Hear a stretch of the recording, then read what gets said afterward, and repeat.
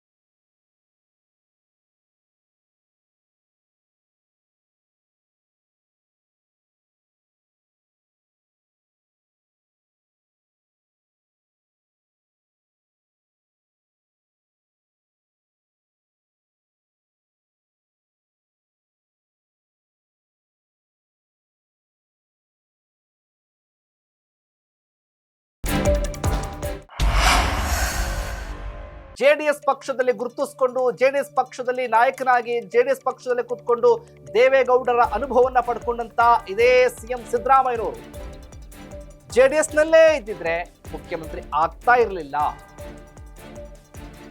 ಗಮನಿಸಬೇಕಾಗಿರೋ ಇದೇ ವಿಚಾರ. ಇದೇ ಪಕ್ಷ ತತ್ವ ಸಿದ್ಧಾಂತ, ಇದೇ ಪ್ರಾಮಾಣಿಕ, ಇದೇ ಸತ್ಯ, ಇದೇ ಜೀವನ, ಇದೇ ಬದುಕು ಅಂತ ಅಂದ್ಕೊಂಡಿದ್ದಂತೆ ಅವರೇನಾದ್ರೂ ಅದೇ ವ್ಯವಸ್ಥೆಯಲ್ಲಿ ಇಟ್ಕೊಂಡು ಒಂದ್ ಕಡೆ ಇವೆಲ್ಲ ತೂಗಿ ಇನ್ನೊಂದು ಕಡೆ ಮುಖ್ಯಮಂತ್ರಿ ಅಂತ ತೂಗಿದ್ರೆ ಅದನ್ನ ಆಯ್ಕೆ ಮಾಡಿಕೊಂಡಿದ್ದು ಸಿಎಂ ಸಿದ್ದರಾಮಯ್ಯ ಅವರು. ಯಾವುದೇ ಸಿದ್ಧಾಂತ ತತ್ವ ಅವೆಲ್ಲ ಬೇಕಾಗಿಲ್ಲ, ನನಗೆ ಮುಂದಿನ ಬದುಕು ಬೇಕು, ನಾನು ಮುಖ್ಯಮಂತ್ರಿ ಆಗ್ಬೇಕು ಅಂತ ನಿರ್ಧಾರ ಮಾಡ್ಕೊಂಡು ಪಕ್ಷವನ್ನ ತೊರೆದು ಪಕ್ಷಕ್ಕೆ ಸೇರ್ಕೊಂಡು ಕೊನೆಗೂ ಮುಖ್ಯಮಂತ್ರಿ ಆದ್ರು. ಅದೇ ಸಿಎಂ ಸಿದ್ದರಾಮಯ್ಯನವರು. ಕಾಂಗ್ರೆಸ್ ಬಂದ ಮೇಲೆ 2 ಸಾರಿ ಮುಖ್ಯಮಂತ್ರಿ ಆದ. ಒಂದು ವೇಳೆ ಜನತಾದಳ ಎಸ್ನಲ್ಲೇ ಇದ್ದಿದ್ರೆ ಮುಖ್ಯಮಂತ್ರಿ ಆಯ್ತಿರಲಿಲ್ಲ. ಯಾಕಂದ್ರೆ ದೇವೇಗೌಡರು ನನ್ನನ್ನು ಮುಖ್ಯಮಂತ್ರಿ ಮಾಡಕ್ ಬಿಡ್ತಾ ಇರಲಿಲ್ಲ, ಅವ್ರ ಮಕ್ಕಳು ಮುಖ್ಯಮಂತ್ರಿ ಮಾಡಕ್ ಬಿಡ್ತಾ ಇರಲಿಲ್ಲ. ದೇವೇಗೌಡರು ನನ್ನನ್ನು ಮುಖ್ಯಮಂತ್ರಿ ಮಾಡಕ್ ಬಿಡ್ತಾ ಇರಲಿಲ್ಲ, ಅವ್ರ ಮಕ್ಕಳು ಮುಖ್ಯಮಂತ್ರಿ ಮಾಡಕ್ ಬಿಡ್ತಾ ಇರಲಿಲ್ಲ.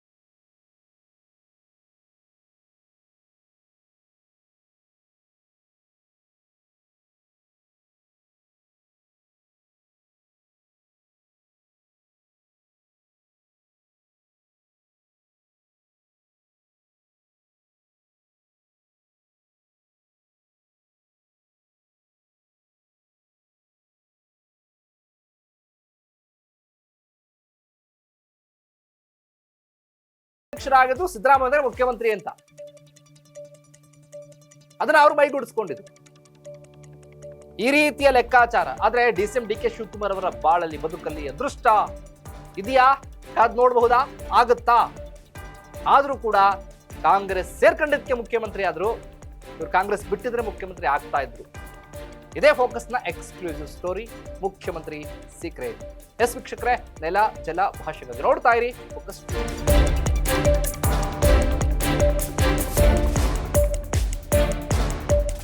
ಕಾಂಗ್ರೆಸ್ ಬಂದ ಮೇಲೆ 2 ಸಾರಿ ಮುಖ್ಯಮಂತ್ರಿ ಆದೆ. ಒಂದು ವೇಳೆ ಜನತಾದಳ ಎಸ್ನಲ್ಲೇ ಇದ್ದಿದ್ರೆ ಮುಖ್ಯಮಂತ್ರಿ ಆಯ್ತಿರ್ಲಿಲ್ಲ ನಾನು. ಯಾಕಂದ್ರೆ ದೇವೇಗೌಡರು ನನ್ನನ್ನು ಮುಖ್ಯಮಂತ್ರಿ ಮಾಡಕ್ ಬಿಡ್ತಾ ಇರಲಿಲ್ಲ. ಅವ್ರ ಮಕ್ಕಳು ಮುಖ್ಯಮಂತ್ರಿ ಮಾಡಕ್ ಬಿಡ್ತಾ ಇರಲಿಲ್ಲ.